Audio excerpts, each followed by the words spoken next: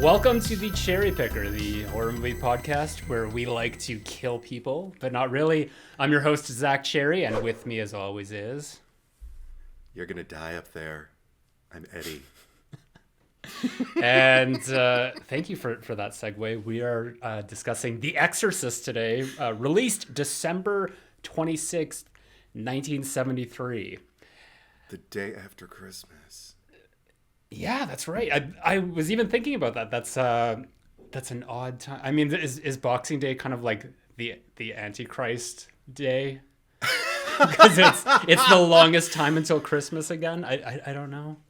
Maybe that helped it like to become the success it was, because I know how. I mean, okay, it's not like I don't love Jesus or nothing, but I was raised Catholic, for crying out loud. I wasn't confirmed, but whatever. But I know I'm not alone in that, but even by Christmas Day, I've kind of like, okay, Christmas is like, we're done. I opened my presents. Thank you. I love you. How long do I have to keep this tree up? You know? So December 26th, actually, even as a horror fan, like I could see that it's just like like, I mean, just everybody, just like, you know, even normies of the mainstream were just like chomping at the bit for something so subversive and so... You know, there was nothing prior to this. No, this really was like the first of its kind. Like this was like the gateway into the 70s of just like pushing the envelope, just pushing past the boundaries of what was acceptable. I think maybe the first actually might have been a year prior with Wes Craven's Last House on the Left. That was because that was like, this was very much a time of like grindhouse pictures coming into the fold, and I think that with Last House on the Left, that was very much like a grindhouse kind of movie, whereas this I mean it has that sensational aspect to it, but it's more so working its way into themes that are more I guess taboo for, I mean, not even taboo, but just like closer to home for people if it is dealing with religious themes. So I did want to ask you though, because was this movie immediately a hit, or did it take some time? Oh, I don't remember. I have so much in my brain right now. I can't. I do. I mean, this is one of the things you brought up, Last House on the Left, and I'm glad you did, because one thing that this movie did have that Last House on the Left didn't have was it was just as controversial, probably even more so because more people knew about it. Like, this was the movie that normies were going to go see because they wanted to be shocked. Like, if you want to experience shock and go see this movie. Both, actually, Last House on the Left and Exorcist have a lot in common as far as, like, the way they were advertised in their time. Mm-hmm. Like, it was the thing to see. It was like the naughty thing.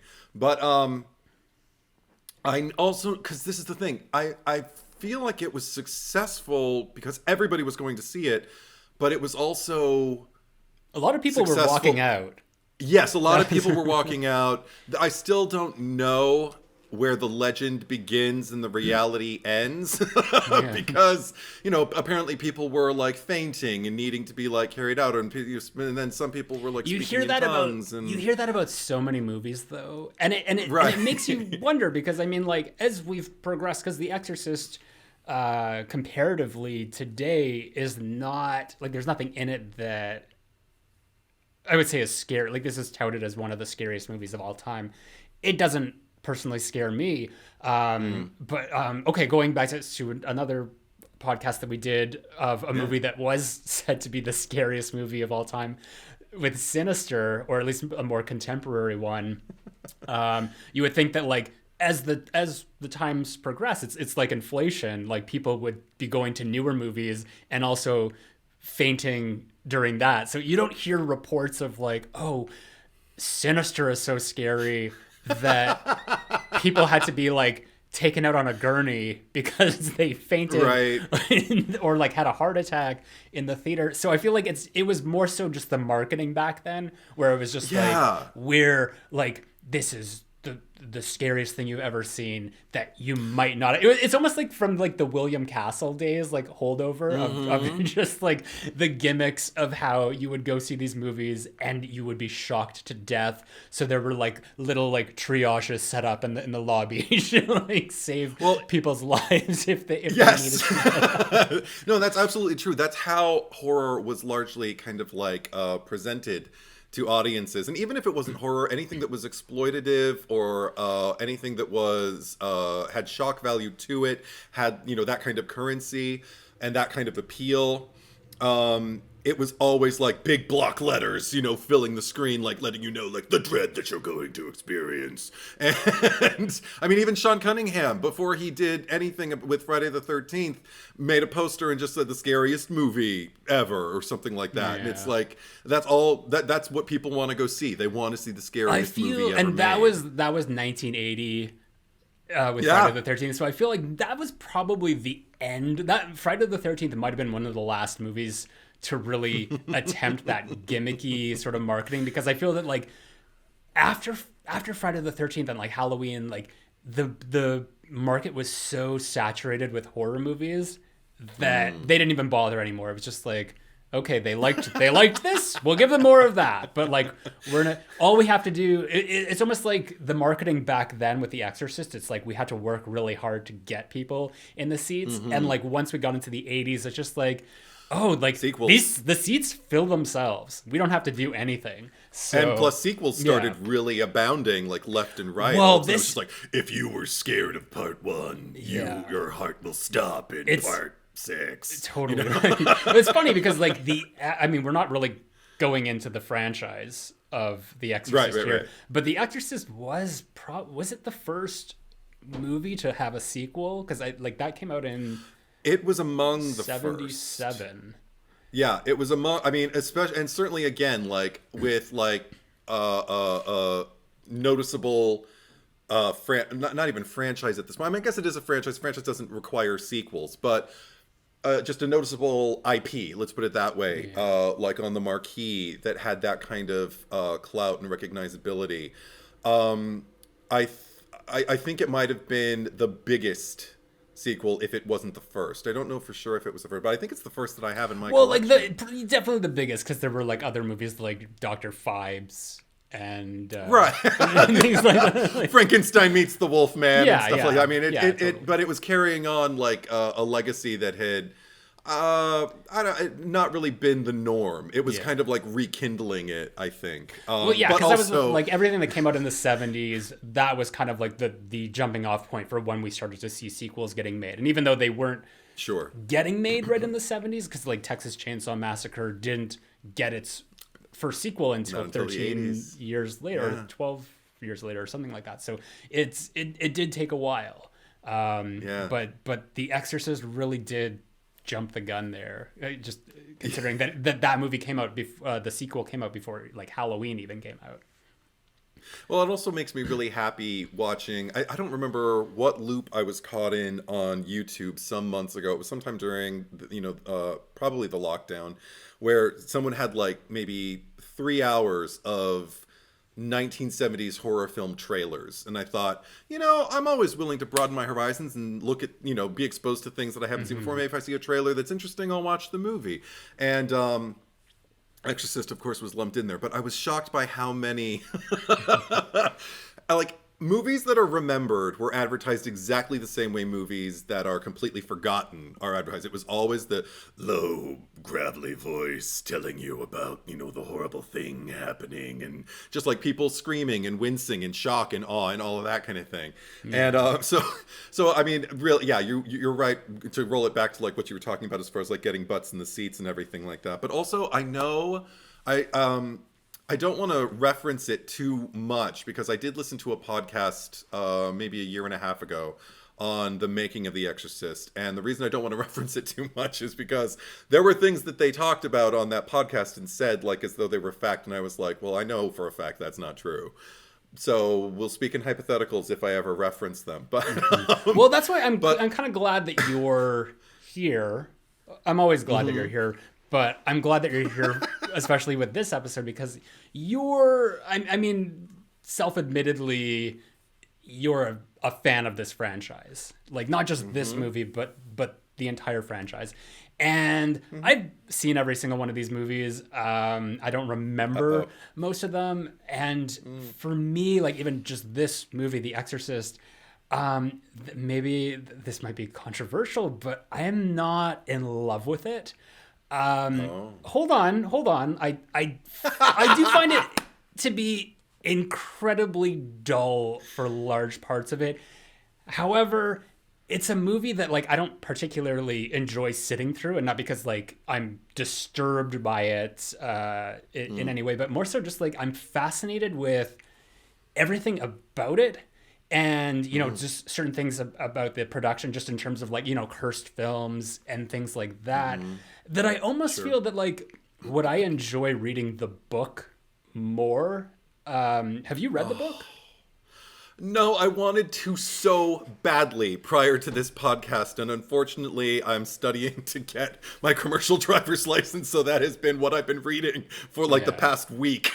And so I wanted so badly, and I thought maybe I could fit it in, and then things just keep popping up. So anyway, I have not read the book. I own it. It is on my shelf right now. I will read it, and we'll talk about it during one of the sequels, which will probably be more opportune. if we ever get to the sequels. But that's you. Yeah, you read books like how I do, where I buy them and then I just never read them. But not never, but it takes a minute. Yeah, I was particularly interested because I was watching this video on YouTube, because a lot of this movie also does go over my head a little bit, because it's done in a way, it's almost like The Shining, just in terms of like there's so much in terms of like symbolism and just like things that are underneath the surface that you can kind of like take in and interpret in your own way.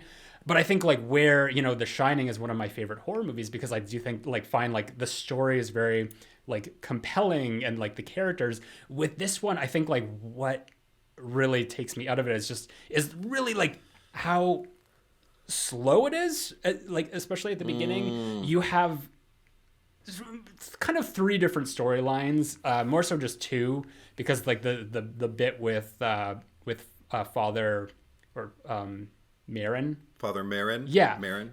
He kind of has the prologue, and he doesn't show up until the end of the movie, but then you're mostly just dealing with all the stuff with Chris and Reagan, and then Father other guy. Karras. Yeah, exactly. And it's almost like they do this thing, which this isn't a complaint of this movie. And actually I feel that it works better here than I've seen it in most other things, where shit happens off screen. Like that's the thing with this movie. So much happens off screen, and then we're told about it afterwards, but it's done in like such a way that I'm sort of like, where normally I'd be like, but here I'm kind of like, wait, what? What happened? What did I miss? Like, I need to go back and like pay more attention.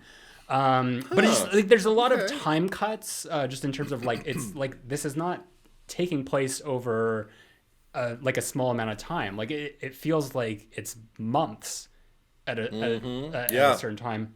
I don't actually know like what the specific time frame is from the start of the movie to the finish. But sorry, I'll wrap up my point here. Just because I wanted like questions answered, I was going on YouTube and I was just like looking up videos like Exorcist explained and all this shit. Like they're not like ending explained. I didn't need someone to like just tell me the movie that I watched. I wanted to like understand the like hidden meanings and nuances and stuff, like more so with, and I never got these answers because I kind of was tired and fell asleep. You know, I wanted to know more about Father Karras and like his mother and all that stuff. But there was one video I saw in particular that was mostly about the prologue of just like everything that takes place in Iraq. And apparently in the book, this part of the story only covers a few pages, and yet in the movie it's like a full 10 minutes. And what I find, like, because this is something in the movie where I would feel like, what are we doing here? We're wasting time. Like, we're just it's dreadful. But there is something that I do really appreciate about this part of the movie, is that there's so much going on in just terms of like noise and just like imagery that really like fills you with dread early on. Like it's just like it gives you, it makes this like very uncomfortable feeling. Like you have those guys like hammering on the whatever that thing is, and the one guy looks over and he's blind in one eye. Like all that stuff, and it's just like it's very uncomfortable. Like we're just sitting with moments like this for a really long time, and it's just like, okay, like I don't like this. Let's move on. So these are little things that I like about it. Anyway, I'll let you talk now because I'm okay. No, I want to say you are absolutely not alone in your estimation in terms of like pacing and Friedkin's predilection for stillness and for I call it just cinematic subjectivity.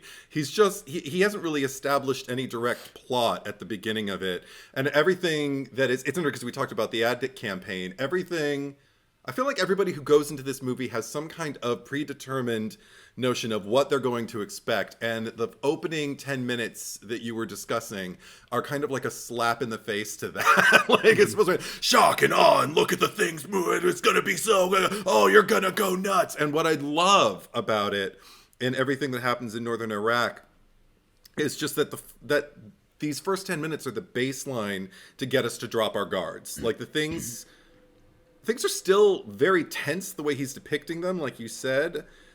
But they're mostly from Father Merrin's perspective, so we're already kind of like seeing, like identifying with him.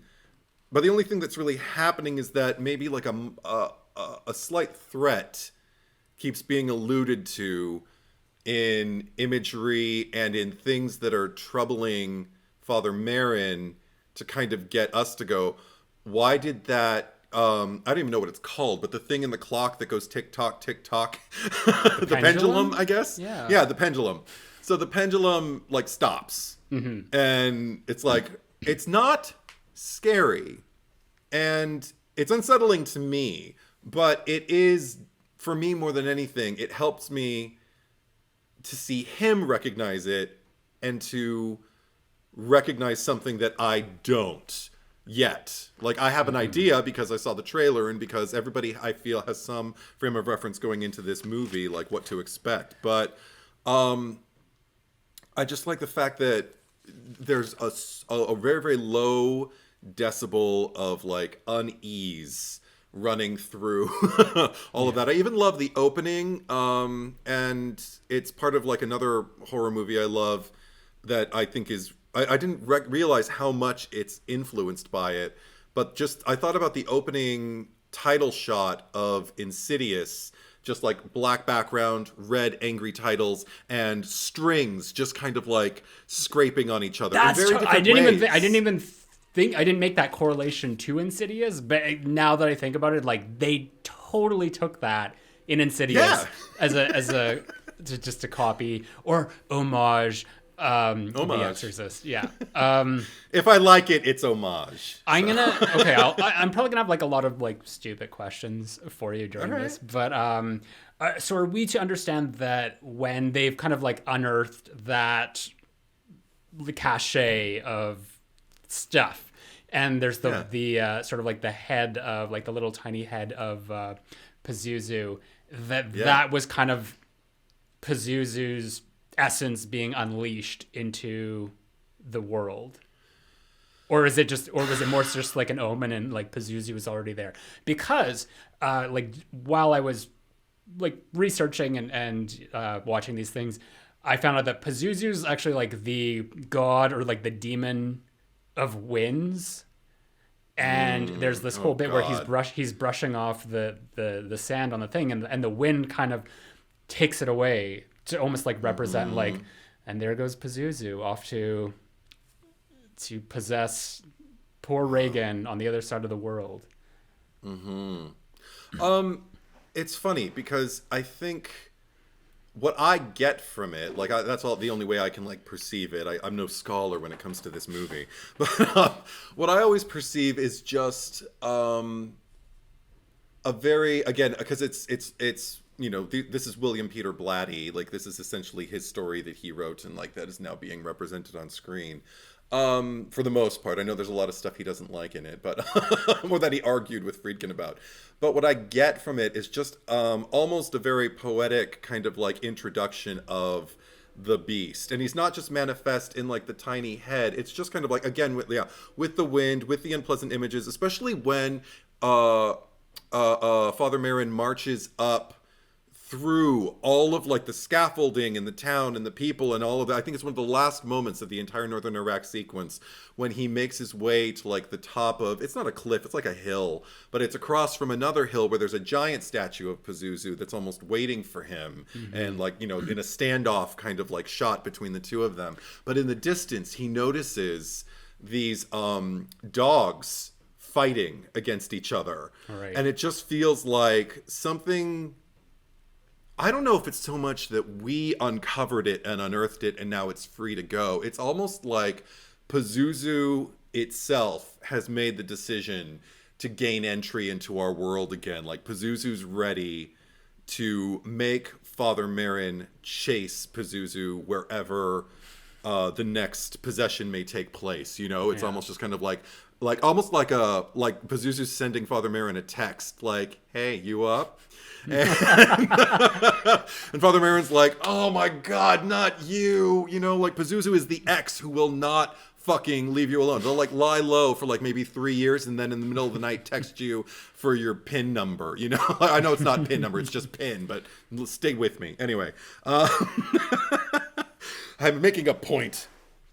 And actually, that's one of the things I adore about this movie. Also, is just kind of like the restraint. I call it restraint, with which William Friedkin uses his symbolism, because I mentioned those dogs fighting, and I noticed them really, really early in my career with this movie as a film goer. I remember seeing those dogs fight, and then immediately noticing later in the house during the party, the fight between Carl and Burke Dennings. And I felt like that was another kind of manifestation. Like all of a sudden there's hostility for no good reason. There's just like conflict and just, you know, like people not listening to each other and just being angry and just, you know, chaos that needs to be kind of like settled. And I don't know if it was in the original theatrical version, but I noticed it in the director's cut, which is the one we watched. Yeah. It also set in a more of a microcosmic way when Chris is sitting in the waiting room at the hospital. I think it's the first time she takes Reagan to get her checked out.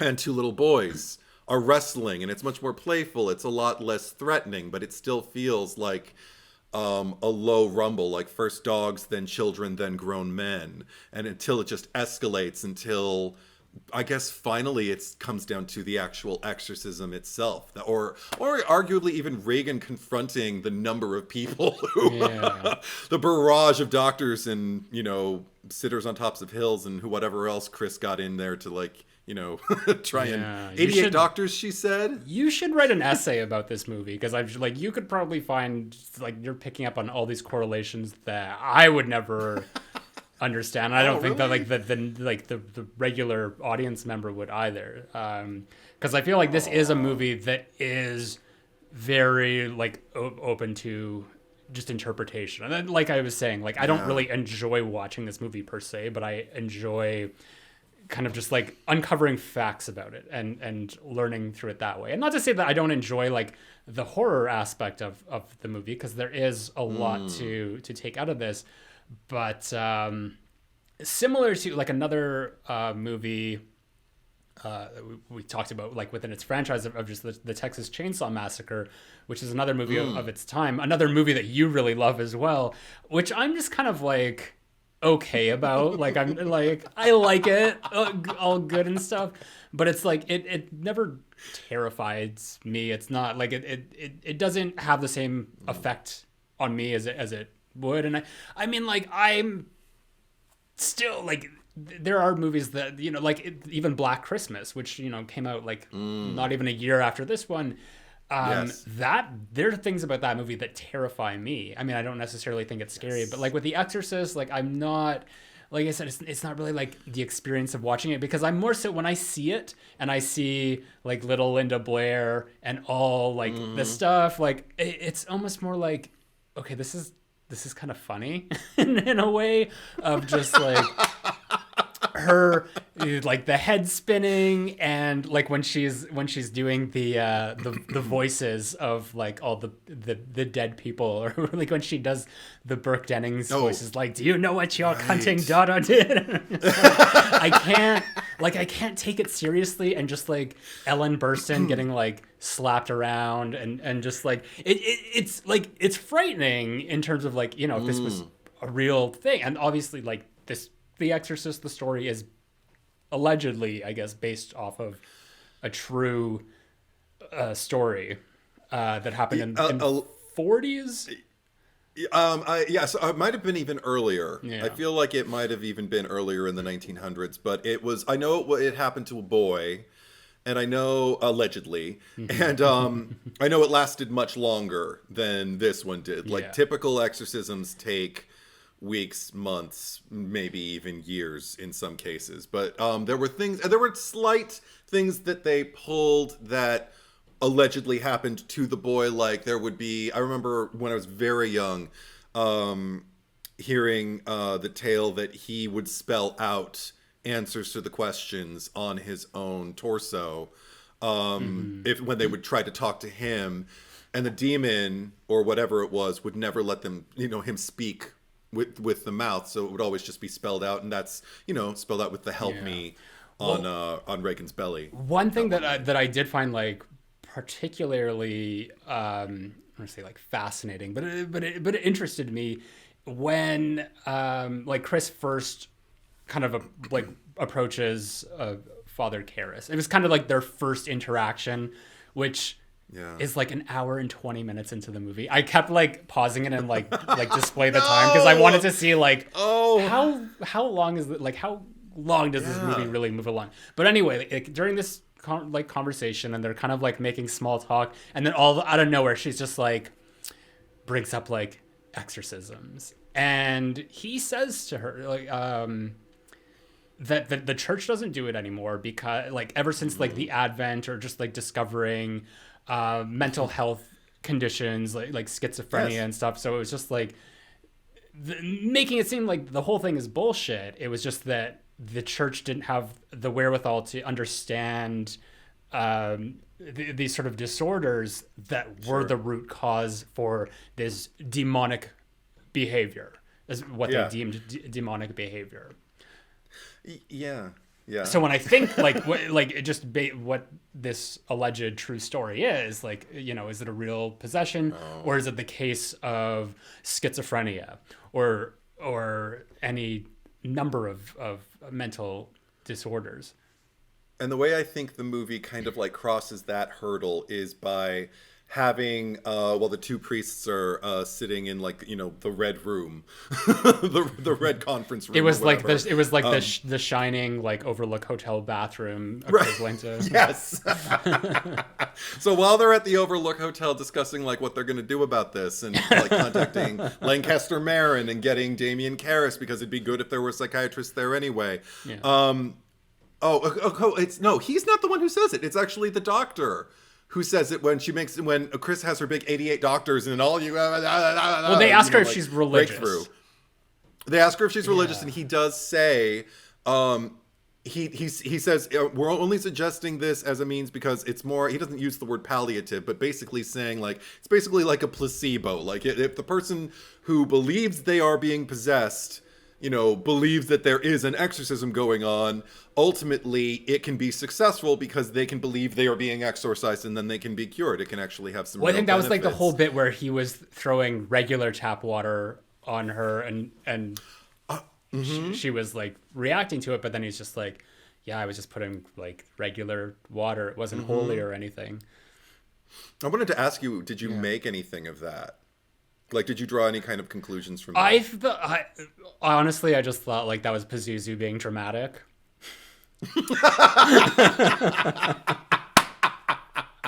I love it. I agree, but even more so for, like here we are saying the same thing, but different ways. It's what we do. But for me, because I remember having arguments with my father when he was still alive, because he was scared of this movie, and that made me want to watch it even more, because even though I saw clips from it, some of the most horrifying clips from it, when I was way too young, and I was scared because it was a child, I was younger than Linda Blair was when she shot it, when I saw those scenes, so I was like, what? And I just remember it scared my father, and so that made it scare me even more. But then as I got older, I started to be enticed by things that scared me. I'm like, what gets under your skin, Dad? And one of the things that he told me, though, was that he doesn't believe this movie is about possession at all. He believes it's about mass hysteria, not just everybody is in on the hysterics, not just Regan, but Chris and everybody in the household, everybody who moves in her realm is like moving into this suggestible realm.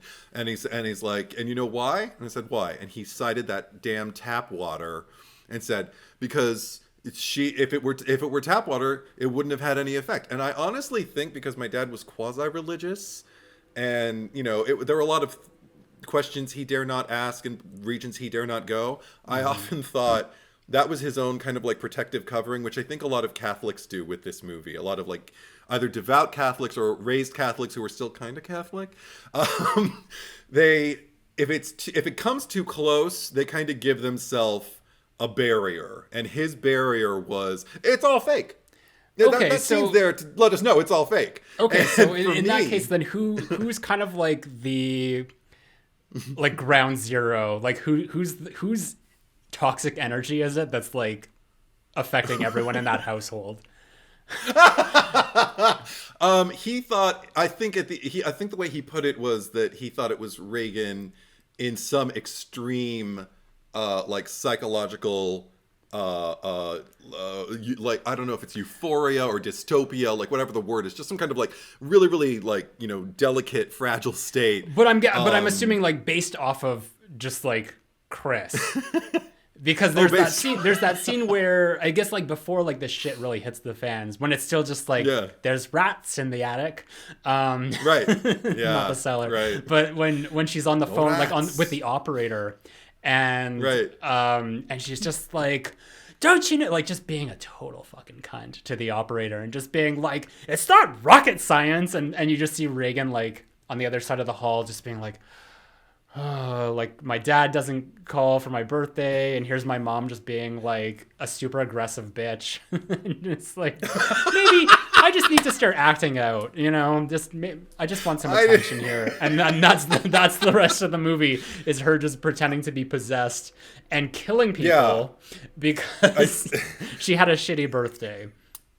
I think on some level my father agreed with everything you just said. The reason I disagree with what you just said, and more along the lines of what you said. This is no. Yeah, I'm not saying it's your point of view. I'm not saying it's your point of view, but what you just said, you did say it. So I think he agreed with it. But what I agree with earlier that you said about Pazuzu just kind of being attention and being a brat, needing attention and being a brat. For me, it was also in the sense that Pazuzu's not going to want to help, get the ball rolling on this exorcism. Yeah. So if he reacts, I'm assuming Pazuzu. I don't know. I mean, the face is played by a woman, so I'll just continue to not pronoun. no pronouns for Pazuzu. I'll just continue. Yeah. Yes, they. I'll just continue to or it, creature, it. I'll just continue. I completely lost my train of thought now. Okay, got it.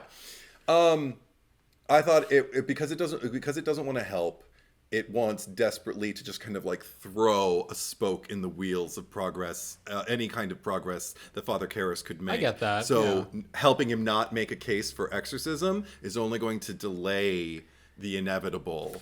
And I think that's the first time I ever thought that was this screening, though. I always kind of had a problem with it. Why did they put that in there? And now I think it is just Pazuzu making mischief, just being, strategic. It's like a game of chess. That's another thing I adore about this movie, though, is that I think I've said this on the pod before. I can't remember. But what I love about it is it feels so incredibly portentous. Each scene, whether you realize it or not, is like another step in the direction of what will inexorably open up at the climax when you find out why it is called The Exorcist, when the exorcism finally starts to take place, and it's like in big. The title of the movie is about a character who's barely in the movie.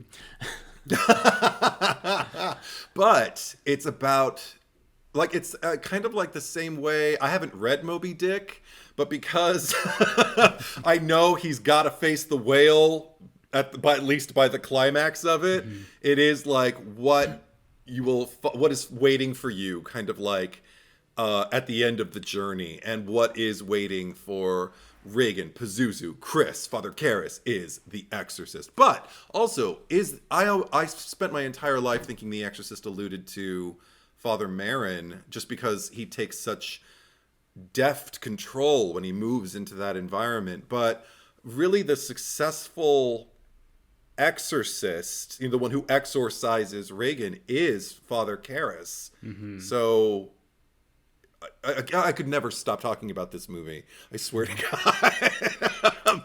It's just so dense. I know. Yeah. And when I think, I just hear things like Pazuzu, and I just think like, what a silly name. It sounds like kazoo. Kazuzu. Yeah, or like Banjo Kazooie. I mean, Captain Howdy is really kind of Banjo Kazooie. Well, and she even makes that bird that looks like Kazooie. Sorry if nobody like ever played Nintendo 64 or anything, but yeah, that bird, that red bird. Here's a little trivia, because I've just got the IMDb open here, because I've already mentioned The Shining twice. Jack Nicholson was up for the part of Father Karras before Jason Miller landed the role. William Friedkin thought he was too unholy to ever play a priest. I don't know if that's true or not, but I thought it was funny that it was in there. I mean, he's played the devil. Well, did he play the devil at that point in his career, though? No. He played the devil in Witches of Eastwick. But he just looks like the devil too. Like, he comes in there all like, I'm Father Karras, and I'm gonna the most trustworthy. Yeah. No, the most trustworthy I think I've ever seen him, and it's not trustworthy, but I guess maybe the least imposing that I've ever seen him is in About Schmidt. He's like the most he's kind of the most ineffectual or ineffective, if that's the same thing, I don't know, but like he doesn't create ripples really, and that's what the whole point of his character is, that like he doesn't feel like he really makes a difference anywhere he goes. And I thought he played that really, really well without kind of like going into a caricature. He was still largely like the Jack Nicholson name above the marquee we all know and love, but I think they made the right decision not casting him as Father Karras. I think Jason Miller is perfection. I think I don't know if this was the case when they were shooting the first movie, but I know by the time they shot the third one, I knew it was an issue whether he would be a part of it or not, because he was a full-blown alcoholic. And if he was around the time of the shooting of the first movie, it worked. Everything about the way he reads on camera just gives me this world-weary, downtrodden, kind of, like running on fumes energy. And it's not without a spine or without nobility, but because it has this quiet nobility, but he's like, he's not like a knight in shining armor. He's like a knight clad in like a matte black, like a rogue kind of Don Quixote come true. I don't know. Now I'm just I could talk. I'm telling you, this movie has been in interesting my about his life character, and like kind of like both like him and Chris, like their arc, because it does take that hour and 20 minutes for them to finally meet, is that their paths cross so much throughout the movie, and like they clearly know about each other. Like he's sort of I don't want to say he's stalking her. He's not stalking her. He's like he's interested in her as like this movie star and that she's filming this movie and he's, watching from the sidelines and just being like really in awe of her presence and her energy. And she like knows it, like she sees him and just like, oh, there's that guy. And he's, works at that the church. one with the intense look. Yeah. Yeah. Yeah. Maybe there was some romantic sparks there, but but Pazuzu just wouldn't let that happen. So, or Reagan. I mean, if she would have, Pazuzu wrecked everything because if Pazuzu hadn't been there, he might have given up, the priesthood entirely and walked away from it, and then they could have, hooked it up. Okay. It's just okay because we got away from this, but like, what was all the stuff with like him and his mother and all that? Okay. Oh, what was it? Oh my God. What was with okay. it? Yeah. I think what it was number one, like in the big chess piece move of the movie, it was Pazuzu needed to have something to gain access to him, something to make him vulnerable, something to mix lies with the truth, and also to give the impression, like the glamour almost, I know you, and I know your life, and I know that you feel like, nothing about this, and you are, kind of thing. So number one, I think that's why it's there. But also number two, I feel like it's there to get... I think it's both William Peter Blatty and William Friedkin working as hard as they can to get us to empathize with Father Karras kind of like on our worst days. Like, because the way he's introduced in relation to his mother, it always strikes me when he walks in and, we see the old photographs that she's got all over in her beautiful, tiny little... apartment, or the way she calls it, her house, and and she's cooking for him, and they're catching up. But she tells him that she got a call from, was it his uncle? Yeah, well, the uncle came to visit. The uncle came to visit. Yeah, and he's like, oh, really? When was that? She was just like, last month. So we're led to believe, okay, so this isn't a regular visit. Like, he doesn't come by every other night or every week. Because I was reading like the plot on Wikipedia as I went along, because I'm just like, I feel like I needed like a guide, and it said that like she would go to New York, that she lived in New York, so it was like they weren't even in the same state, so he would like get on the train and go from Washington DC to New York to visit her. So it wouldn't have been a regular visit. I just wanted to make sure, like, because I was like confused and like, did Pazuzu like initially get to her first, and that's why we see her taken into the facility there, and then we find out that she passed, and I thought like, oh, okay, because that all happens before Pazuzu makes its way into Reagan. So I didn't know what that, because then there was like the whole dream sequence of like, her coming up the subway stairs and then going back down and him like, no, which is like such a like freaky, like just the imagery of that scene alone, like that's unsettling. And see, I watched that and the pendant or whatever dropping. Yes, falling. Yeah. Yeah. See, and it's the pendant from northern Iraq. The one that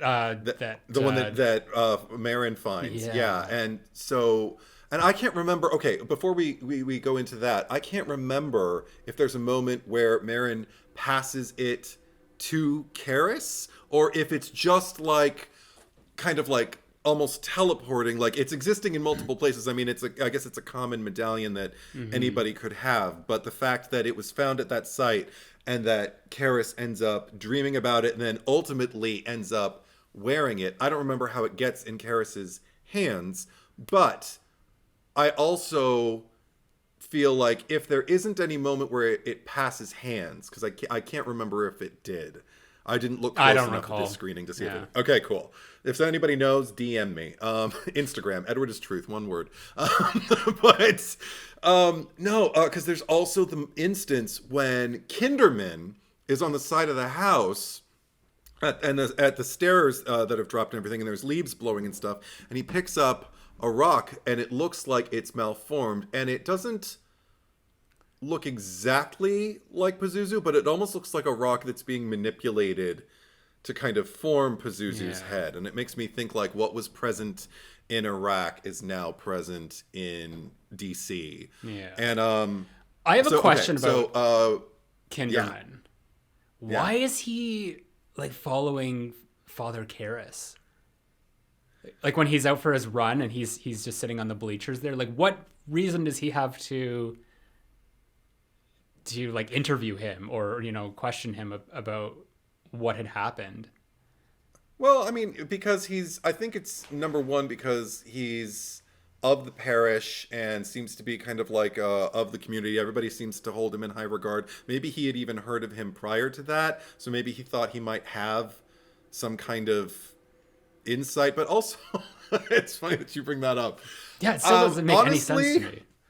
Honestly, I think it's really, really similar to the quasi-kinship that early on, before they ever meet, that Karras has for Chris when she's filming the movie, and that Chris has as she's walking home and sees Karras, you know, coaching this young priest about, we all go through this kind of thing. How small is Georgetown that like all these people know each other? I mean, I shot just outside of, I always forget the name of the town, it was so small, but it was just outside Gettysburg en route from DC. And it felt like Exorcist territory. It was like with the but really small, even smaller. Did you, but like, you know, like the full like brick wall fronts. Did you ever go to the filming location? No, I didn't. I wasn't there long enough. I wanna go there. I wanna walk up those stairs. Oh yeah. Yeah, just to be there and like stand at that gate and just look up at the house and just be like, this is so horror beautiful. Movie history right here. But really what I feel like it's almost, I mean, I'd like to think that it's Kinderman feeling a kinship more openly because he's more open than anybody else in this movie. He has nothing to hide. So I feel like it's more him like ingratiating himself to someone. He needs a buddy to go to the movies with. I think it's as simple as that, and that's what makes me really love him, is that he's a movie fan, and what greater way to get the detective to be a sympathetic character than to make him a movie fan like us. Well, one thing that because I was in my research of just like watching videos explaining it, they were just like talking about Kinderman. Because I mean, like personally, I found him to be very abrasive, just in terms of a character, of just how, because he did have this sort of like freedom when he, you know, went into places, like just like, oh, can I get your autograph? Like, by the way, and he's just like, oh, it's actually for me, sort of thing. But this whole video that I watched was just kind of explaining it. It was just like, it was more so a case of like, he knows that like Reagan killed Burke Dennings. Or just like, he's just like, oh, that's really weird that like, you know, there was nobody in the house other than your daughter in the room, that like the killer must have, or just like whatever, however he posed it. And it was just like, this is his way of like kind of easing Chris, or just like, you know, making her comfortable enough that she might reveal more information than you know she's letting on. So it's just like kind of a tactic to like, it was very manipulative in a way of just like, I'm gonna be your friend so you can reveal more information to me. I just thought it was funny that like, because he's there for tea, and the moment he leaves, that's when Reagan starts screaming, or Pazuzu in that case. I felt like if there was ever the presence of God ever in this movie, it's there. Like the fact that God didn't let that happen until he was out. Like, I mean, she must have been, number one, I love that scene just because of the tension, everything that is plaguing Chris. Ellen Burstyn, goddess. But just the fact that she's sitting there tense because she knows Reagan killed Burke Dennings. And because she's terrified he's going to find out. She's also terrified any minute she's going to start flipping out and he could run up and see her and everything. Like, and what am I going to tell him? What am I going to do? How will I ever explain it? Like, she has the weight of the world on her shoulders and she has very little lines. And it's so incredible. But the reason I didn't get that, maybe, I mean, that's a very long game to play as a detective. I think there's something to Kinderman the man, genuinely believing that Reagan had something to do with the murder. That said, not exactly pinpointing how, because how in the world would a girl of, what is she, like 12 years or 13 years old, gonna turn a man's head completely around a 180 degree and push him out the window? Because that didn't, because someone says, I can't remember if it was Damien, I think, said, couldn't it have been the impact of the fall? And he says it's possible, but he says it's possible like he doesn't think it's probable. And the fact that he himself believes it, I think there's something to that. But the fact that he's doing this to try and get a confession out of her or disarm her or anything like that. I mean, he's doing it on the way out. It might have been more so benefit. Like, maybe he doesn't think that Reagan did it, but like that somebody in that household had done it, and she knows, but she's keeping it a secret. So I think that's kind of like the more so the angle that he's approaching it as. But I would also say he's a good detective and knows that he has no case until he can prove something. Yeah. So he is just feeling around and going off of hunches in a very kind of like literary detective, the way detectives are written, like in books kind of way. But I also think I think he's a good detective, not because he's strategic in,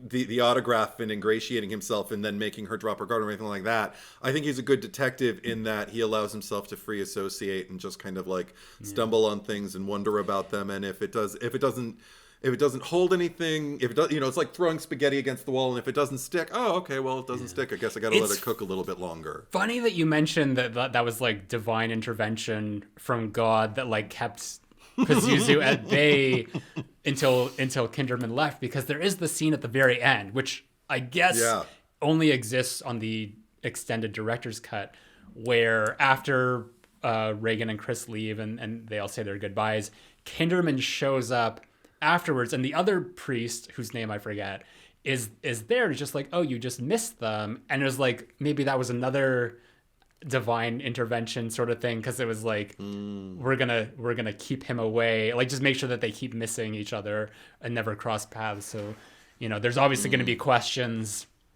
at this point. Now it's just like, okay, well, you had one person fall out the window and die, and now you have a second person falling out the window or jumping out the window and dying.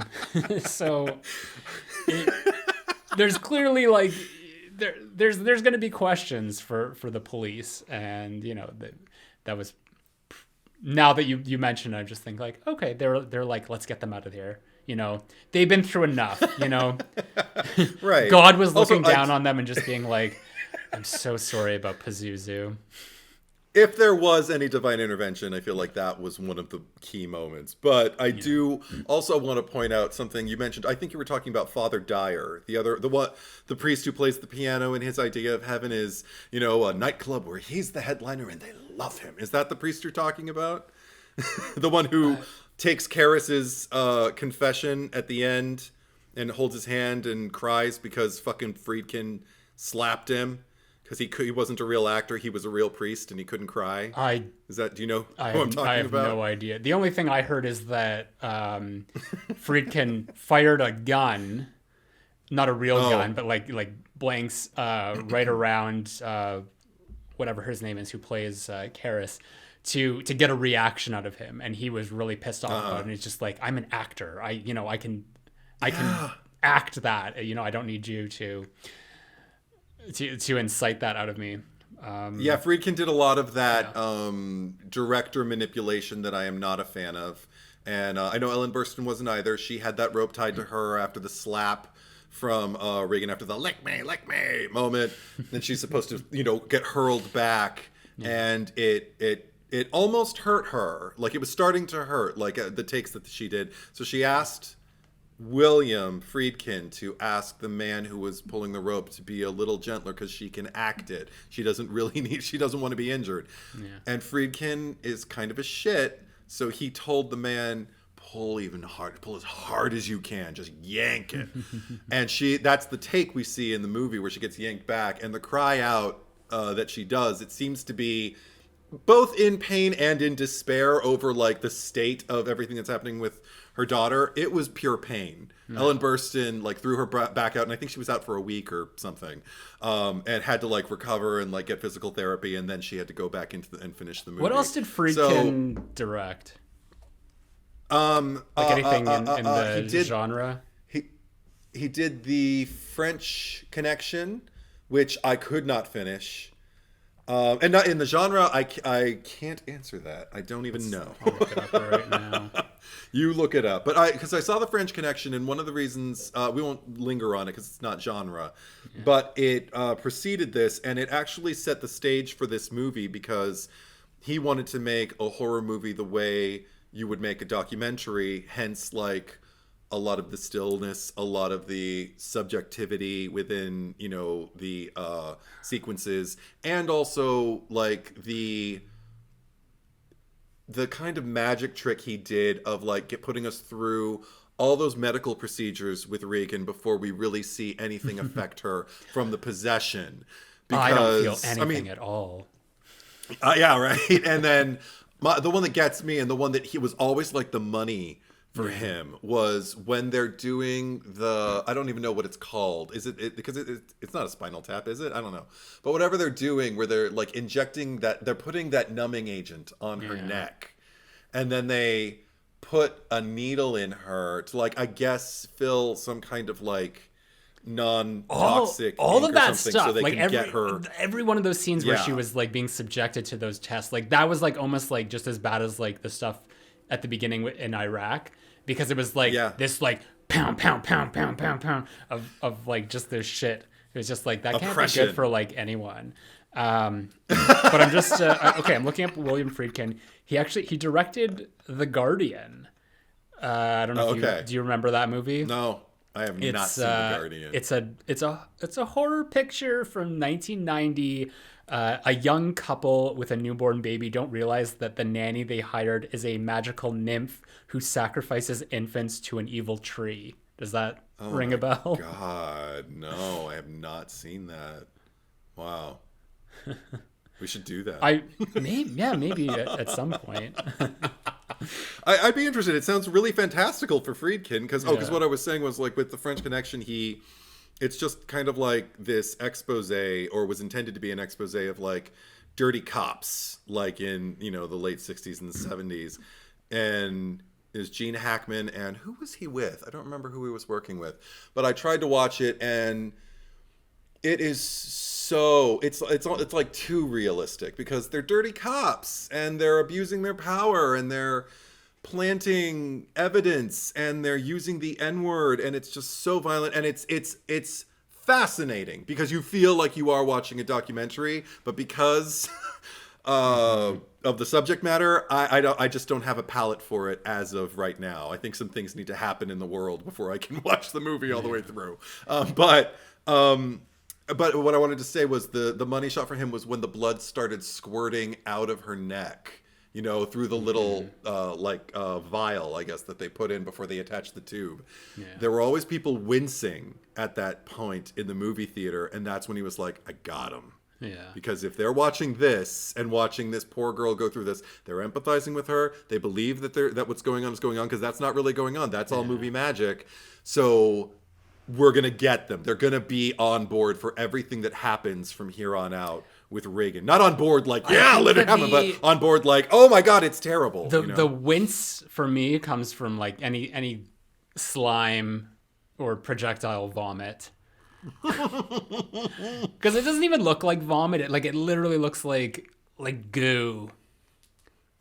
And it's like, especially on this rewatch, like, because I remember it being more like vomiticious looking, and here it's like it looked like that old game show where like people used to get slimed. I forget what it's called. You know what I'm talking about? Double Dare. I have no idea, but it was just like apparently like that when the first time it happens, when she projectile vomits on Karis, that was supposed to hit him like more so in the chest, and it malfunctioned and misfired, and it hit him in the face. So it's a genuine reaction, but he was also really pissed off about that too. So maybe that was like another Friedkin thing where he's like, I'm going to aim it for his head, but we're going to tell him it was a mistake. I wouldn't be surprised. I mean, I'm sure if it wasn't planned, he at least didn't care. You know, like, he was like, hey, it works. Can we talk about this upcoming reboot, whatever the fuck you want? Because speaking of directors, we know who's taking on this one. It's going to be David Gordon Green. You know, after he's your finished, favorite. Yeah, after he's finished pillaging the Halloween franchise. Oh my god! Where he's going to take over The Exorcist, and I just like, I don't. First of all, this is not a movie that it's amazing that this kind of escaped the remake trend. I think this might have been one of the only like big name like mainstream horror movies that didn't ever get a remake. So it's kind of, I feel like that's come and gone. Like we don't really see remakes anymore. I mean, I'm hoping. I feel like 2019 was the last time I can remember a remake being made. But it's weird because this doesn't seem like the kind of IP that would suit Blumhouse, or B, just like be a vehicle for, you know, someone like David Gordon Green to take on. Because I mean, like everything that, you know, he did with Halloween or he's doing with Halloween is very homage-y, just in a way, but it's very popular with a very specific faction of horror fans, you know, more specifically like slasher fans, and not even like all of them in that case, because the David Gordon Green Halloweens are very polarizing. But I'm just like, when I heard that he was going to be taking over The Exorcist, like to do a requel, I just like, how? Like, what is he going to do? And from everything we know about it, because Linda Blair's not coming back, but Ellen Burstyn is, so it's like, that's even more peculiar. Like, what? Yeah. What exactly is this movie going to be about? Well, I don't know. What are your thoughts on that? You know me, I walk into movies these days with zero expectations. Even if I have seen the trailer, I'm like, trailers lie. They can be better than the movie. They can be worse than the movie. They can depict it perfectly. And, you know, so I'm going to walk. I am going to see it. The ticket is bought as far as I'm concerned. Like, I'm going to go see it. Ellen Burstyn's in an Exorcist movie. I'm going to go see it. But, apart from that, I think there's maybe I'm just more optimistic about what David Gordon Green can do, because one thing I really appreciated, particularly with Halloween 2018, was the brutality when it was there, when it was present. When things are brutal, they're brutal. True, yeah. And they were impactful, like they were done economically. I don't feel like there was like overkill or anything like that. So I feel like if there's a franchise that requires some kind of like measure of restraint as far as like brutality, but also knows when to give it to you, Exorcist is it, or can be it, especially if we're requeling it. And I also feel like his sense of humor may actually even be more comfortable here, just because I am so charmed by Kinderman. And even charmed by the interactions between Karras and Father Dyer.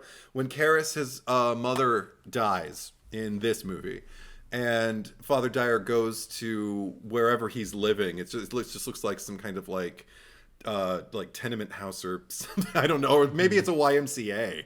But he's like walking down this hallway and he finds him in his room, and he brought him alcohol that he stole from like a college president or something. and they're just kind of like teasing each other. They're kind of like bitchy, and you know, it seems like, okay, so this is a relaxed, you know, comfortable kind of like friendship. I feel like if you and I were priests, we'd be like that. And if one of us was despairing, the other one would bring booze and just kind of, you know, commiserate until it's time to go home, you know? But it's, I literally did see the two of them, and I was just kind of like, I think this would be Zach and us if we were priests. But but because I get kind of like warmth from that, and I get, you know, and levity from it, and I also get Even just levity from Father Dyer with his, declaration about being the headliner in heaven and they love me. Like there's little moments here and so there. So basically they're gonna do that celebrated. scene with like two priests, but they're gonna be like going through their Tupperware and being like, a banh mi sandwich? Yeah. Like, I have a brownie. I'm like, fuck that. I got you a banh mi sandwich. And they'll do the and somewhere in that movie, somebody's gonna get peanut butter on their genitalia. And peanut butter's a theme. Peanut butter. I'm going to be looking for the peanut butter. Peanut butter in is Exorcist definitely prequel. between Danny McBride and David Gordon Green.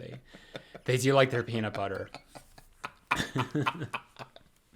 Is Danny McBride on board for The Exorcist also?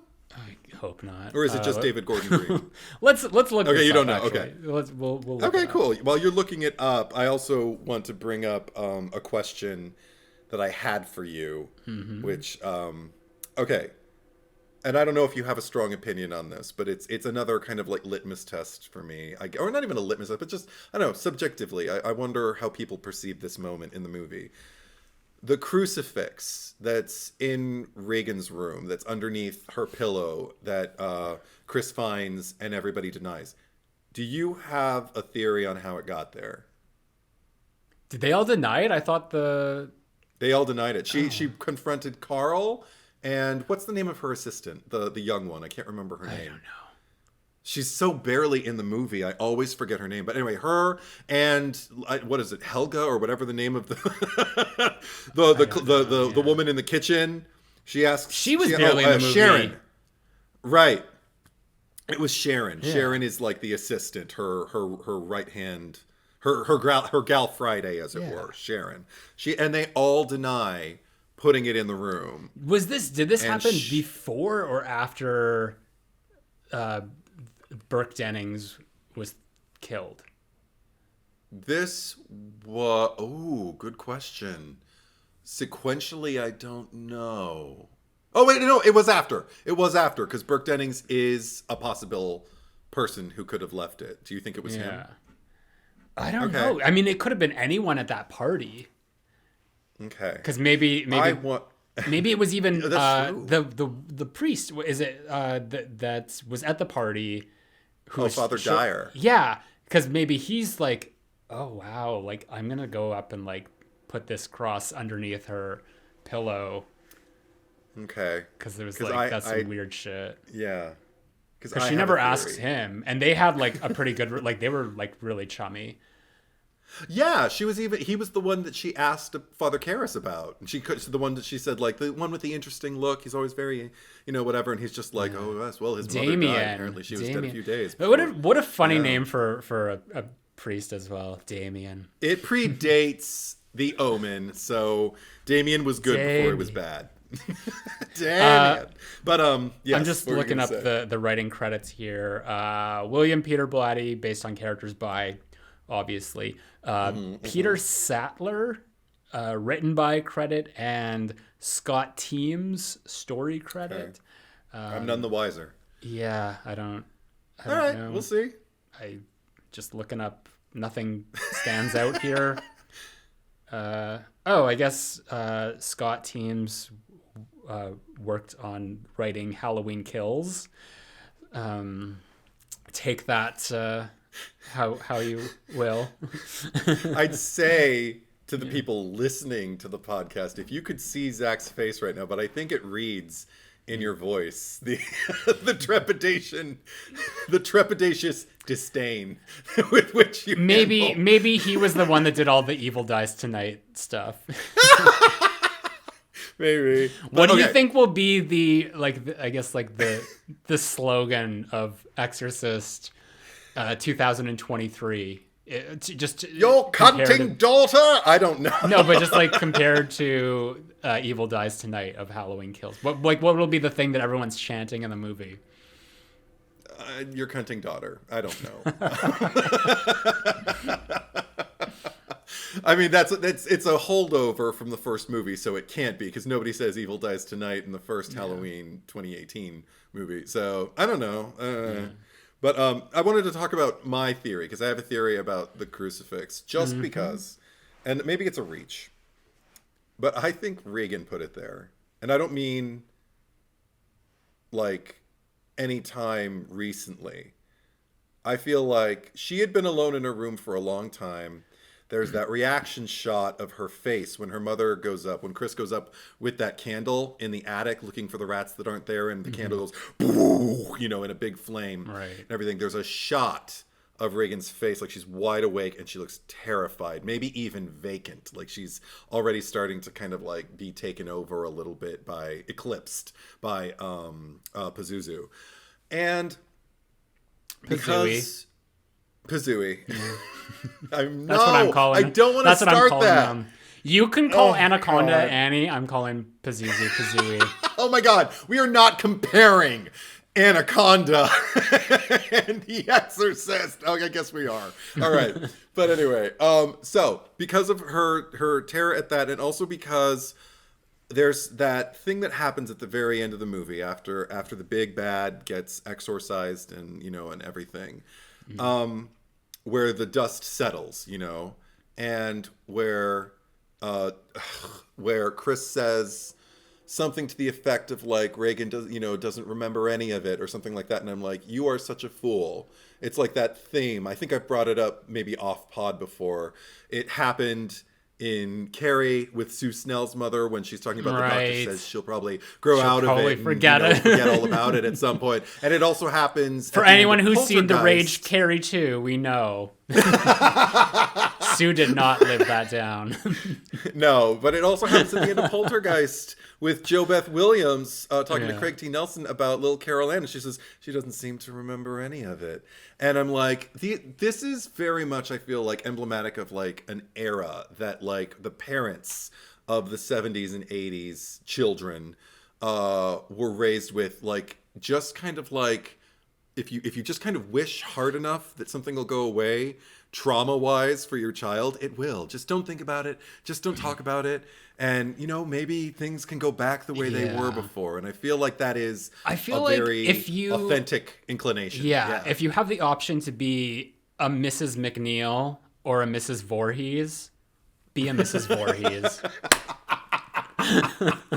Stamp out the evil, stab at it, fire arrows at it, burn it down, turn the water bad, poison the water hole. Did she cast a spell on it? I don't know.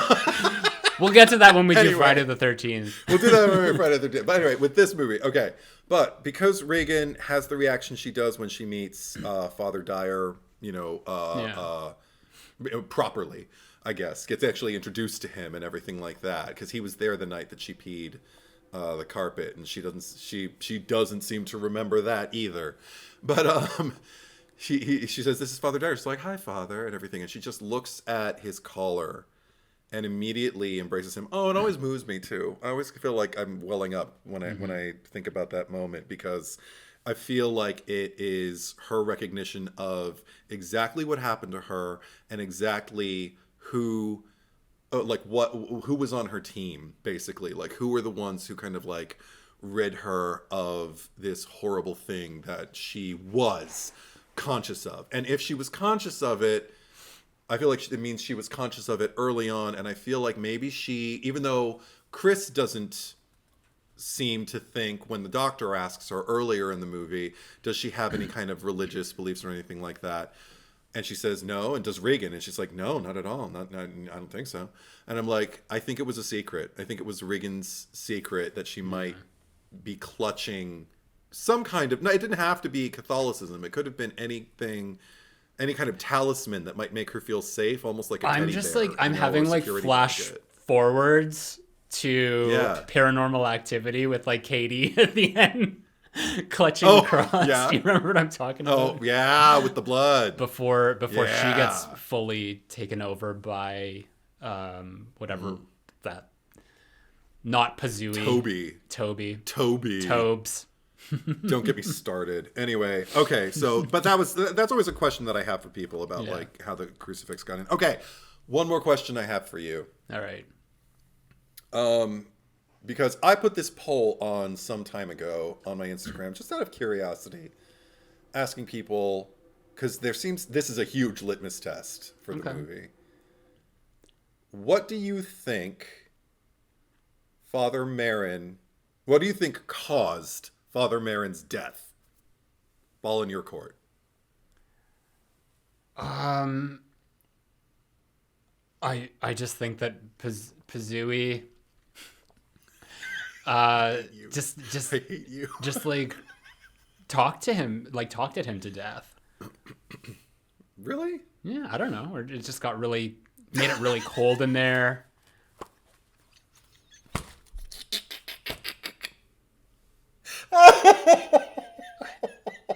What?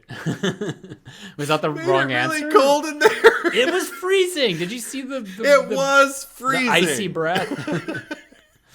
God, I am crying. I think that he All just right. it was too much for his heart to take. Like it was just too powerful, and he gave out.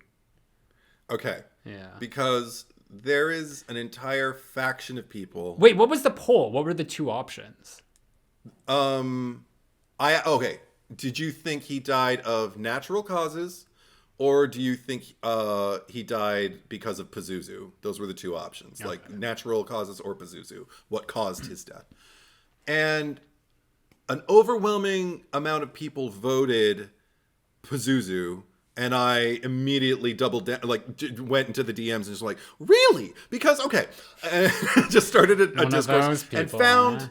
But this is when you find out, like, social media, especially like little polls and everything like that, where you can only fit like one word instead of putting things in a context and having a full conversation. The gold is in the conversation. And what I got from most people was they do believe he was already very fragile. And already, I mean, obviously he was popping the pills. He was very old. He had already done an exorcism Was he very before, old, and it though? almost Like, how killed him. How old is He was aged. No. He was not. I'm blanking on his name. Fuck. Help me out here. Max von? He's too old. I can't remember anything. Max von Sydow. Yeah. Okay, so Max von Sydow was not old. He was just kind of like the premier actor of Sweden at that particular point in Sweden's cinematic. Well, he just died. Yes. In 2020. He was 90 years old. So in 1929 was his birth year. So that would have made him 44. Right. At the time of this. Yeah. So they aged him. They put makeup on him and everything like that. You can't, as far as I'm concerned, he is an old man. Like I just thought maybe he was like one of those actors who's just like always old, like Wilfred Brimley or something. I want to look for a young photo of Wilfred Brimley all of a sudden. But people use Angela Lansbury a lot of the time too, and I'm like, she wasn't always old. She did a lot of movies when she had Gaslight and The Court Jester and Harvey Girls. She was fucking bombshell. But anyway, no, he was not always old. He wasn't even old when he made that movie, but it was all makeup and it was really well done because it's so subtle and because you don't even think about it. You just kind of think, oh, look at that poor old man. And his acting is on point. Everybody, and I just want to say that everybody's performance, if I haven't already said it, everybody's fucking performance. So we got to talk about Linda Blair too. But everybody's fucking performance in this movie was off the charts, legendary for me. I love everyone in this movie and what they brought. So there's that. But with him, because of his fragility, because of his age, because he had already done an exorcism before and had almost died, it's canon, in this movie. And also because of the strain that this was obviously putting on him because Karis wasn't always in alignment with him. It's a lot of people believe that Pazuzu's presence is ultimately what kind of kick-started his death. Like, he was already on that road, but they do believe he died sooner because of... This was the general consensus. Maybe that's the he died sooner because of what Pazuzu was doing. The symbolism of the pendulum stopping. It's like, your time is up. Ooh, never thought of that. Yeah. I like you, Zach Cherry. I'm never gonna forget that now. How could I? And I'm fond of you. But wait, Wait, okay. Because I want to answer my question. Okay. I want to answer my own thing, because what I think happened, I want it to be out there for people, because for people who believe the same thing I do, you're not alone. I'm very much of the natural causes bent. Yes, of course, Pazuzu, whatever. But the thing that tell for me is the fact that if Pazuzu had been kind of instrumental and we're just talking about the first movie. I know other shit gets talked about in the sequel, and I'm not. That did not exist yet. It's not canon. It's like Roman in Scream 1. He's not canon yet. So calm down, people. Okay. So based on this movie alone, had Pazuzu inside Reagan killed, like actively killed in whatever that interaction was when Father Merrin goes back into the room, I feel like there would have been more triumph when Father Karras comes in and discovers him. The fact that Reagan's body with Pazuzu in it is basically sitting there and just kind of watching him. There's this expression of almost like a loss for words. Like, yeah, I don't, like if Pazuzu was going to say anything at that point, when Father Karras reaches down and kind of like sees that he's dead and everything, before the laughter starts, there's this expression of almost like, I don't know what happened. We were just in here. He was exercising me, and then he just dropped dead. I mean, it's like the guilty sure looking dog me. when you come home and everything's chewed up. Right. Maybe like, what happened why is won't he that get up? Yeah. Merrin did what Karras did and was just like, take me, or just like go into me. No. And then Pazuzu went into him, and it was too much for him to take, killed him, and then Pazuzu just went right back into Reagan. But then why would Pazuzu be so like, I don't know, almost kind of like at a loss? Like, I feel like there'd be, because there was, like it's like a transportation confusion. You know, it's a lot of, you know, when you take a flight and you're on there for a long time, like, you know, I imagine that's probably what it feels like to go through other people's souls and shit like that. To transfer flights? It's like taking a really long flight and then, you know, having and then to take another flight back. It's like a layover inside Father Merrin, where, you know, he then croaks, and it's just like, all right, now I gotta take the red eye all the way back to Reagan, and and you know, by the time you're done, you're just like, oh, I'm so jet lagged. Do you honestly believe anything that you're saying right now? I'm just. I don't know. You're really like harking on this point, so I just wanted to add my 2 cents. So this wasn't something that I really ever gave thought to, but just because you wanted something, so I don't know. I think we're just going to be at an impasse here. Okay, we'll put it up on the Instagram as a poll of what you guys think. Great. Just remind me. Okay.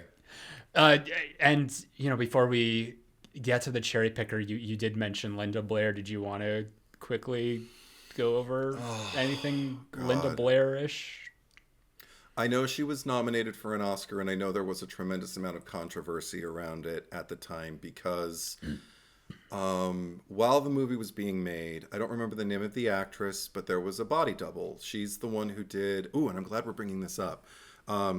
Short detour, because I want to ask you another question. No. The spider... really quick. The spider crawl, or the crab walk, whatever it's called, down the stairs. Everybody knows what I'm talking about. Have you seen the original cut of that scene? Okay, no. Yes, I'm asking you. I just seen what was in the... Because that's not in the original. That's in the... This one, the extended... The director's cut, the version you've never seen. Yeah, that's the first time I saw The Exorcist was in the year 2000 when they re-released it in theaters. My God. For that, okay. Yeah. Because that scene was originally supposed to be in the theatrical cut, but it got cut because they thought it was too upsetting and they thought it was just maybe too strange. I fucking love it. It's on YouTube. Look for it. If you haven't seen it, people... check it out, but I will describe it here for you just as a precursor. So if you don't want it spoiled before you watch it, go look for it and come back. But, okay. She does the little crawl, and it all happens in the same point in the movie and everything, and Chris reacts the same and everything. But when she reaches the bottom of the steps, She's not upside down and open her mouth and the blood leaking out. She flips over on all fours, and it's Linda Blair. And she's got, I believe, a forked tongue, and it kind of comes out of her mouth, kind of like snake style. Slithers, yeah. And then, well, it just goes blah, blah, blah, blah, blah, blah. And then she just kind of like, in a weird way, like almost like a little machine, kind of crawls toward the front door, kind of like an animal when you open the front door and it wants to get out of the house. Yeah. So it just makes a beeline for the door and you have to shut the door. And it just kind of like collides with, I believe, Sharon and Chris, and they both kind of topple over. And it's just this weird, quiet madness. And it's so much stranger than a of the blood dripping out of the thing. So which which I think one do you feels prefer? Much more... I prefer the original one with her, that it's just weird because it's unsettling and because it's more nightmarish. You know, nightmares aren't always scary, but they're strange. Yeah. And it's strange. I prefer that one over the So everybody look for that. And what were we talking about this? Linda Blair. Yeah. Okay. So she had the body double who did the upside down thing. She did a lot of the I think her screen time was less than 90 seconds, maybe even less than 60. I can't remember. But it was some of the most popular inserts of the movie. And sometimes you can tell. You can like look at the makeup on the face and know, oh, that's not Linda Blair. And it's not like one of the things they crafted, one of the, like the head turning thing or something like that. It's a person and it's not Linda Blair. It's somebody with her makeup. And I knew she didn't make a noise about getting her due until the movie was released, and all of a sudden everybody was talking about Linda Blair. She was now infamous, and she all of a sudden, like I believe, got in touch with the studio and was in constant kind of like conflict with William Friedkin about not getting her due. Like, she's a big major part of this movie, and no one's paying any attention. And also Mercedes McCambridge, famous voice actor, did the Pazuzu voice, the "What a marvelous day for an exorcism" and all that stuff. And didn't want to be credited. Told William Friedkin, let me be uncredited after she saw the complete film. Yeah. Went through hell to do those recording sessions too. Said, I can do this, come in like a lunch pail actor and do whatever, and I can also, and I can just do that. Or I can go to a really dark place. Mm-hmm. And he's like, I want you to go to the dark place. So she had them tie her up, Mercedes McCambridge did, in the recording studio. But before that, she would smoke and drink endlessly for like 2 hours or something to get her voice. And eat raw eggs, apparently. Yes, and eat raw eggs and do all that. And then she did the scenes and went into this dark, horrible place and everything like that. And she apparently saw the movie and said to Friedkin, like, take my name off it. She's amazing. She's going to be a star. People need to believe what they see. So he took her at her word, didn't get anything in writing, and she ended up suing him because her name was never included in the credits originally. And there was all of this controversy surrounding Linda Blair, and a lot of people at the time of her Oscar nomination, which should have been huge for her, a lot of people were questioning whether she even deserved it because, like, well, she didn't do the voice and she didn't do some of the most, like graphic things that made the thing infamous. So what did she do? Forgetting all about... She is a sparkling diamond to the beginning of this movie. The Oscars. Yeah, fuck the Oscars. Cancel. I'm not one to cancel anything, but like the Oscars can just get the fuck out of here. I'm over it. To talk about a system that already discriminates against horror movies. Right. But not even just horror movies, but like discriminates against anything until they don't need to discriminate against it anymore because it's now like in vogue to like support it, and then we'll like we'll flip a dime and be like, no, we stand its ground. We're now we're now either okay with this or no, we don't support this, even though we've been supporting it for years. So fuck the Oscars. Even though we've supported it in the past, we can't do that now for reasons. But according to Chris McNeil in her Walt Disney version of the Ho Chi Minh story, if you want to affect any change, you have to do it within the system. I love the irony of that line in this movie. I mean, I guess, do they work? No, they work. It's outside the system. Like, she's not Catholic, so she went outside the system. The system is those doctors, right? I have no idea. She got a priest. She got 2 priests, and she got her daughter back. Too, yeah. And she had a third one waiting in the wings, too. Anyway, I feel like there's so much more that we could talk about this movie, because I know, it's endless. We didn't even get endless. into like the cursed film aspect of it. Maybe that'll be right? like an episode on its own of just other cursed I would love films. that. But yeah, one more thing I did want to add, just while we're talking about Linda Blair, or just like at least Reagan, apparently, and again, I don't know if this is true or not, because you said at the beginning that so much information is not true, but Jamie Lee Curtis was a consideration for the role, but Janet Leigh kiboshed that. It was just like, saw the script and was like, no, my daughter's not going to be in this movie. I heard that too. I don't know how much pull Janet Leigh had over Jamie Lee's career at that stage. I don't know. I honestly don't know. But I've heard it. Yeah.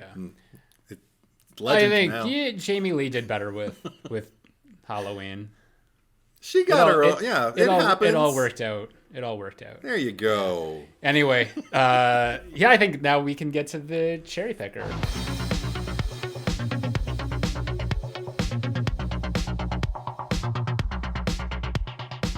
Okay, so last week we asked you who deserves to die the most in The Cabin in the Woods.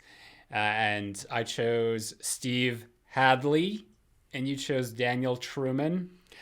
Over Patreon, Instagram, and YouTube, we had 299 against 100 for Steve Hadley.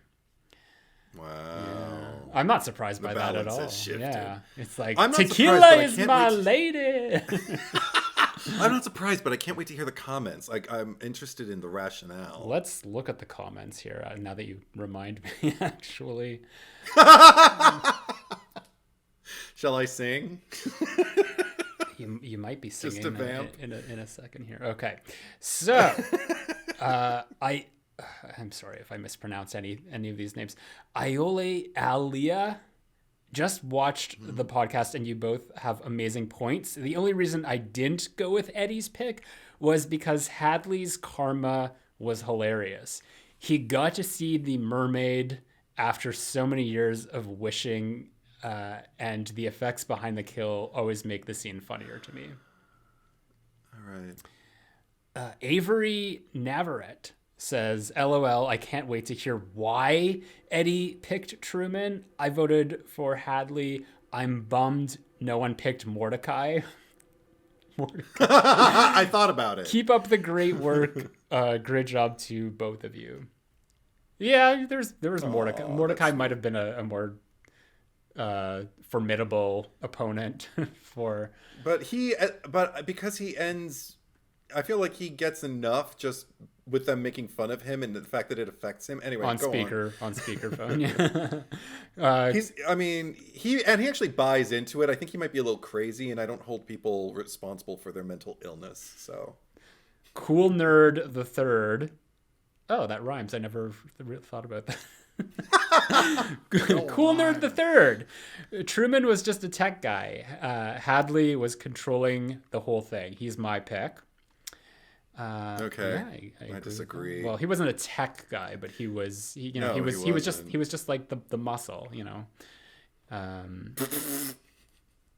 He was the armed guard. Whale Wolf says, I actually think Truman is my pick. I don't know why, though. I just prefer the character of Hadley more.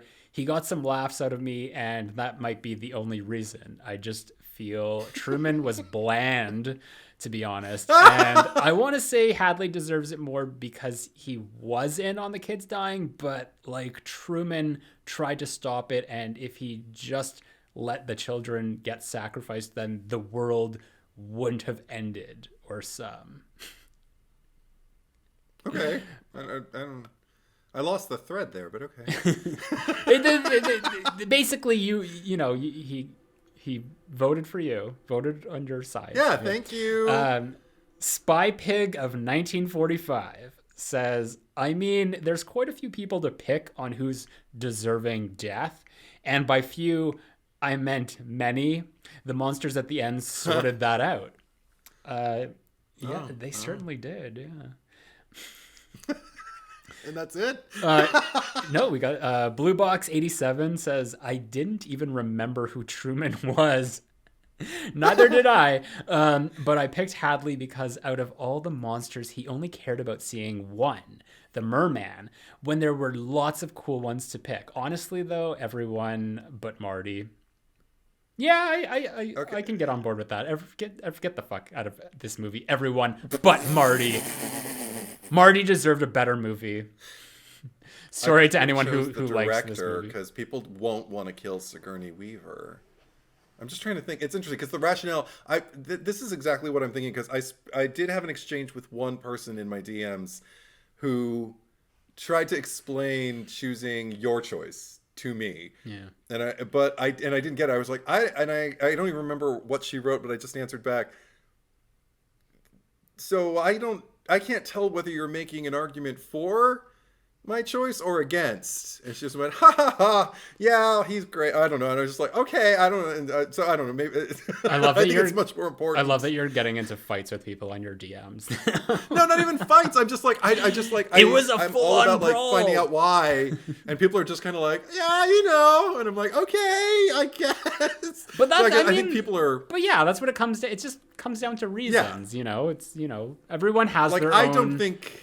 Yeah. Preference, and you know, we can't always articulate what we're feeling. It's just, you know, we feel what we feel, and we vote that way. Well, also because you and I are like making our cases, as it were. I feel like we might be a little bit more invested. I know if I'm taking polls on Instagram, I'm not thinking about them days later. You know, I'm not deep searching. I'm just kind of going off my gut, going that. You know, I don't know. I've been invested. I mean, like, not to, like, this is the cherry picker. You know, we're invested to a point, but you know, when it comes to a face off that I'm really invested in, you'll know.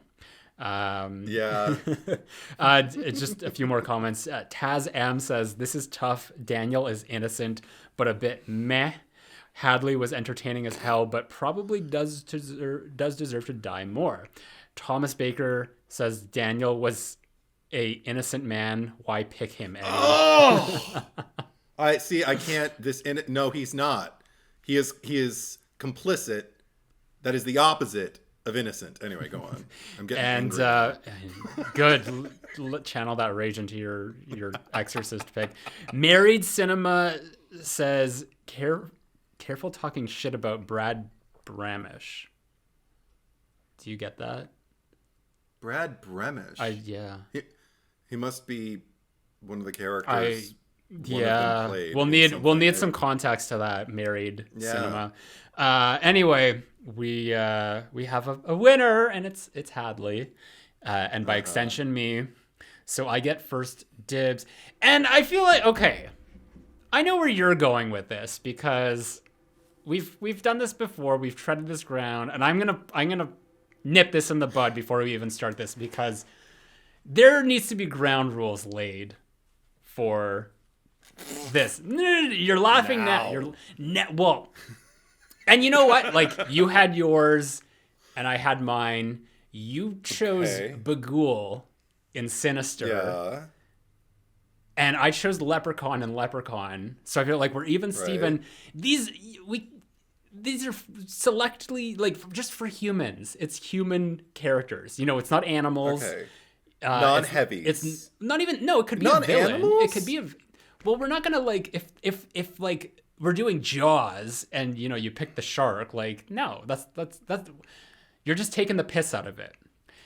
No, okay, so you can't pick the villain, the heavy. You can pick the villain if they're a human, if they're a person, like John Voight in Anaconda. But he's not. Even though I'm basically saying yes. You are not choosing Pazuzu. Pazuzu is off the table here. Right. But because it's a rule, I need to know what it is. So what is the rule? We can pick the villain, as long as they're human. Who deserves to die the most? Who is a human? What happens when we watch a movie that's all aliens? What if there's only one human now I guess we in can't... a movie we watch? Well, like what, Planet of the Apes? Or... I think it's probably easier just to take the villains off the table. I feel that... Or at least the key villain. Like, whoever the major villain, like the reason... Like, in Anaconda, it would not be Jon Voight because he's not the reason people are going to see it. The title is Anaconda, so can't choose the Anaconda. Can't choose Annie. But so no more Leprechaun, no more... even though Sinister alludes to Bagul, so no Bagul. Whatever the big bad of that movie is off the table. How is that for you from now on? We might have to fine tune this a little bit more because because we can't just like figure this out in the middle of the podcast here. All right. But no, we'll workshop it. Totally. But okay, anyway, so who's your choice? My choice. My choice. I'm gonna go with Burke Dennings. Okay. And the reasons is because he just seems like, you know, when you're at a party, like that's the last person I want to be around. It's just like the obnoxious drunk who's picking fights. I know you said that it was like Pazuzu's energy making him go at Carl or whoever his name is, but no, he was just like, he was literally just like going up to this German. Was he even German? He was Swiss. Yeah, but he was calling him a Nazi. He was calling him a Nazi. So like neutrality. So you know, just being a dick. For that reason, he being an obnoxious drunk, ruining a party, like having to get kicked out of the party in like the nicest way possible because they didn't want to offend him because obviously this is her boss. But then as a director, also like changing the scene like right before shooting without talking to her. So that was a real dick move too. And then I just don't like the fact that this guy who's like a known alcoholic and just like being a real shit disturber at parties and calling nice people Nazis is like being left alone in a room with Reagan when nobody is in the house. I don't like that. So for all those reasons, I think he deserves to die the most. Okay, that's fair. I have my pick. This character does not have a name, but the actor who plays him is Titos Vandis, and he plays Karras's uncle. And I'm choosing Damien Karras's uncle because we know that he is the brother of Mary, I think is her name. Yeah, Mary Karras.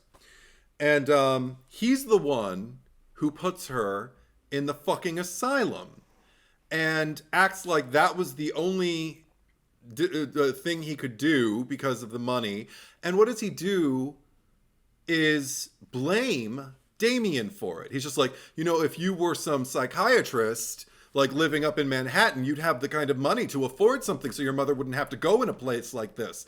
And completely then washes his hands of any kind of responsibility when Damien wants to go in and see his mother by saying like, I'll just stay back here, and just holds back and makes Damien confront her. And that's when she starts going into her, Demi, why you do this to me? And she starts going off in her Greek, you know, kind of like cycle and everything like that, just cursing him and just fretting and everything like that. And he doesn't have to suffer. He's the reason she's there, and he doesn't have to suffer any kind of imposition. And even in the scene that follows, he's pushing it in Damien's face, like why it's Damien's fault and not his. So I fucking hate him. And I think he's evil, and I think he deserved to die. He should have ended up in the room at some point. He should have been pushed down the fucking stairs too, and his head turned at a 180-degree angle. So there you go, folks. They just added like a like one of those like flashing arrow signs. It's just like all the shitty characters in this movie right up his way into Reagan's room.